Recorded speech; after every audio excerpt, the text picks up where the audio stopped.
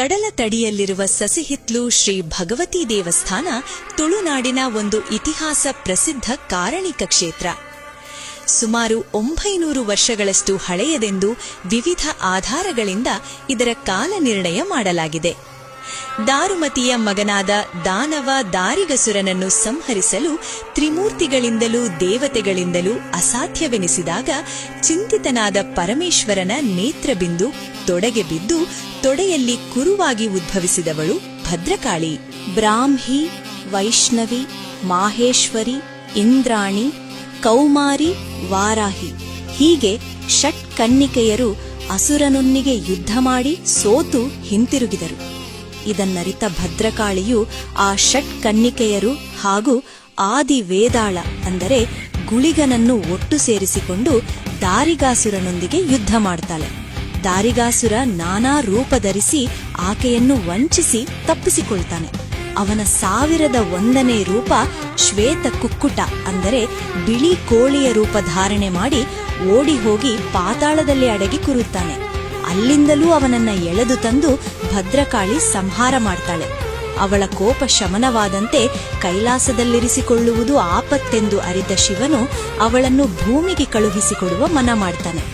ದಂಡರಾಜ, ಘಂಟಾಕರ್ಣ, ಗುಳಿಗನೊಂದಿಗೆ ಷಟ್ ಕನ್ನಿಕೆಯರು ಭೂಮಿಗೆ ಇಳಿದು ಬರುತ್ತಾರೆ. ಕೈಲಾಸದಿಂದ ಭೂಮಿಗಿಳಿದ ಸಪ್ತ ಮಾತೃಕೆಯರು ಭೂಮಿಗಿಳಿದ ಮೇಲೆ 100 ಹೆಸರುಗಳಿಂದ ನೆಲೆಯಾದ್ರು.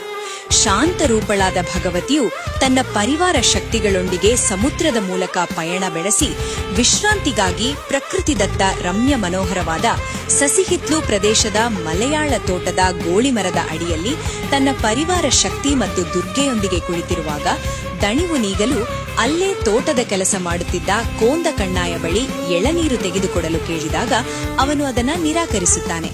ಇದರಿಂದ ಕೋಪಗೊಂಡ ಗುಳಿಗ ತನ್ನ ಮಹಿಮೆ ತೋರಿಸಲು ಭಯಭೀತನಾದ ಕೋಂದ ಕಣ್ಣಾಯ ಅವರಲ್ಲಿರುವ ದೈವಶಕ್ತಿಯನ್ನು ಅರಿತು ಎಳನೀರು ಕುಡಿಯಲು ಕೊಡುತ್ತಾನೆ. ಭಗವತಿ ದೇವಿಗೆ ನೀಡಿದ ಎಳನೀರನ್ನು ಕೋಂದ ಕಣ್ಣಾಯ ತಾನೇ ಕೆತ್ತಿ ನೀಡುತ್ತಾನೆ. ಅದನ್ನ ಭಗವತಿ ಕುಡಿಯುತ್ತಾರೆ.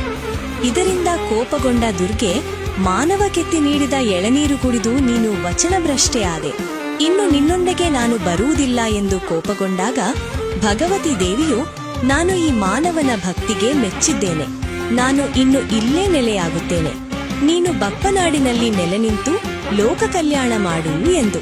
ಭಗವತಿಯು ಏಕದಾರು ಪೀಠದಲ್ಲಿ ಪ್ರಸನ್ನಳಾಗಿ ಕುಳಿತು ತನ್ನ ಎಡಭಾಗದಲ್ಲಿ ದಂಡರಾಜನನ್ನು, ಬಲಭಾಗದಲ್ಲಿ ಎಳೆಯ ಭಗವತಿ ಅಂದರೆ ದುರ್ಗೆಯನ್ನು, ಅವಳ ಬಲಭಾಗದಲ್ಲಿ ಘಂಟಾಕರ್ಣನನ್ನು ಕುಳ್ಳಿರಿಸಿ ಸಸಿಹಿತ್ಲುವಿನಲ್ಲಿ ಪದ್ಮಾಸನಸ್ಥೆಯಾದಳು. ಅನೇಕ ಕಾರಣಿಕ ಮೆರೆದ ಸಸಿಹಿತ್ಲು ಭಗವತಿ ಕ್ಷೇತ್ರ ಇಂದು ಜೀರ್ಣೋದ್ಧಾರಗೊಂಡು ಬ್ರಹ್ಮಕಲಶಕ್ಕೆ ಸಜ್ಜಾಗಿ ನಿಂತಿದೆ. ತುಳುನಾಡಿನ ಕಾರಣಿಕ ಕ್ಷೇತ್ರಗಳಲ್ಲಿ ಒಂದಾಗಿದೆ. ಇಂತಹ ಇನ್ನೂ ಹಲವಾರು ಕ್ಷೇತ್ರ ಮಹಿಮೆ ತಿಳಿಯಲು ಕರಾವಳಿ ಪ್ಲಸ್ ಪೇಜ್ ಫಾಲೋ ಮಾಡಿ. ಧನ್ಯವಾದಗಳು.